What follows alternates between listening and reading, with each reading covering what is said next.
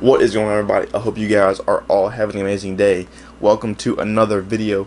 As you can see by the title, I will be talking about the Sigma 35mm f1.4. So let's get into it.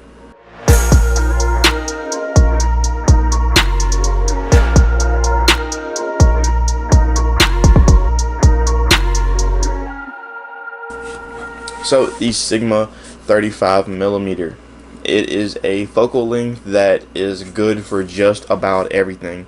It is wide enough that you do not have to be too far away, and it is wide enough that you can be far away at the same time. This is a focus ring, and this is obviously the focus ring that turns it. This is just to show you how far away you are, and then the actual focusing as well. And it does have a manual switch to turn it from automatic to manual focus, and it's very loud of a click, so you probably will not miss it. This is actually the Peter McKinnon variable ND on here. If you didn't get to watch that video, I'll leave it linked right there. This is actually a really good thing to have. I just leave mine on there because, to be honest, this is the only only lens that I have that matches the thread pattern for it. And doesn't it just look good on there?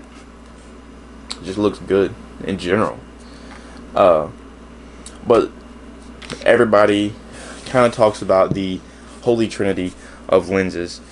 Everyone says you need a 35, a 50, and an 85 mil. I already have a Sony 50mm lens, and I don't use it because of how zoomed in it is, and it stays at that length. I also don't use it because it has bad autofocus, and the autofocus cuts in and out. And if I'm shooting a video and I gotta have my camera far away, I can't just have my focus set on one thing because I move around a lot, I talk with my hands a lot, and I'll be out of focus and just all kind of stuff. So I wanted a lens that was gonna have good autofocus, it was gonna take good pictures and good video. Obviously the big bad boy for photo is the 85 or like a 70 to 200, which once you're getting to those kind of prices, obviously they're the upper part of $1,000–1,200 at the minimum. So I was looking at the 35mm, and a lot of the people that I watch on YouTube, people like Donna did it, and just stuff like that, just people like that, they all use the 35mm for really detailed shots, really focused in shots for their video. And everybody that I was just watching was saying the 35mm is probably the best lens you can buy. As far as this being for the beginner, intermediate, or advanced people, I don't think this is for the beginner people really at all. I talked about it in my actual tech video, my what's in my bag video.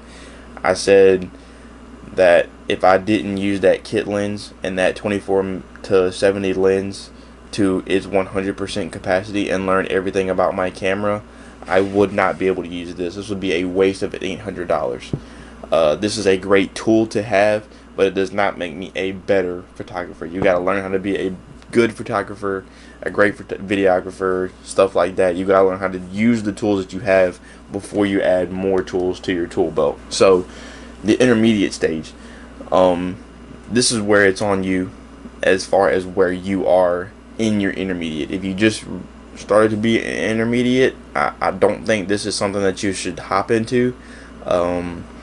As far as things I think you should get first will be lights, better tripod, stuff like that, like gimbals if you're doing a video style, stuff like that, camera slider maybe. I think those would be things that I would buy before I bought another lens. If you're in the middle to the later part of your intermediate stage, I think you should buy a good solid lens. Maybe not even this one. That's a little bit cheaper if you haven't bought one before. If you have bought a lens before and you've kind of made that gap of you know when to switch your lens, you know when to use this lens, when to use this lens, in your intermediate stage. I think this is probably going to be your best thing you can buy. Now, one thing I will tell you, if you go from using a kit lens to using a smaller lens, because if you spend money on a lens and it's under $500 to that $500 mark, you're not going to buy a big lens. It's not going to be big like this. It's going to be very small. Actually, I will grab my 50mm to show you guys. So this is my Sony 50mm f1.8. Really, you cannot tell the difference in f1.8 and f1.4. At least I cannot tell the difference.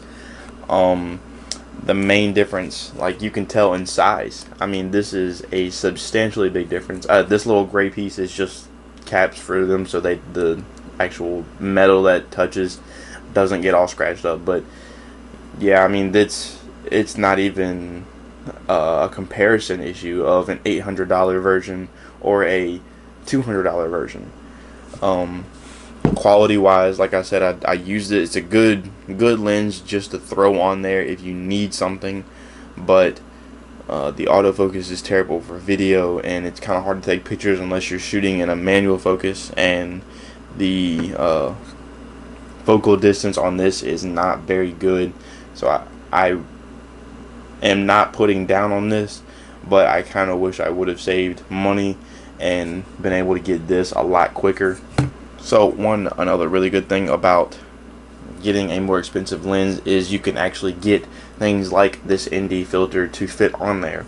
You can obviously buy step up and step down rings, but as far as, you will not be able to find a 49mm variable ND. You just won't. There's no real point in buying one because it'd be so small you would never be able to successfully use it on a different lens. It would be like if I was trying to use this as because this is the lens cap for that.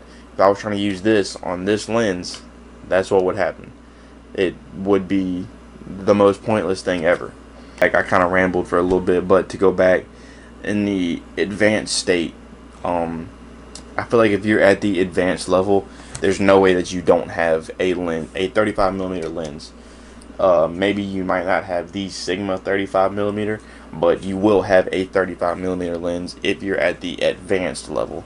And I'm not putting down on anybody or trying to make people think that I'm at the advanced level because I have this. I'm not. I always am watching videos to this day about how I can improve what I'm doing as far as photo and video, or as far as editing in general.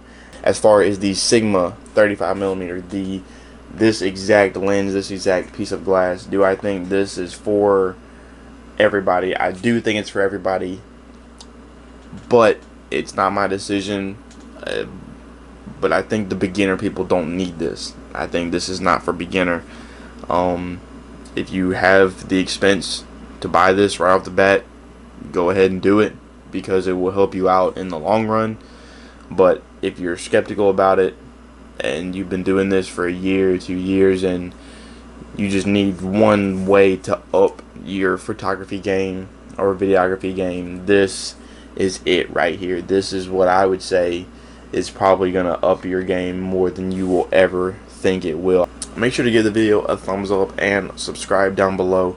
Once you subscribe, you can actually turn on my notifications. If you do that by hitting the bell, you get notified every time that I upload a video or anytime that I go live, and you're not going to want to miss some of the next videos that we have and some pretty cool lives as well.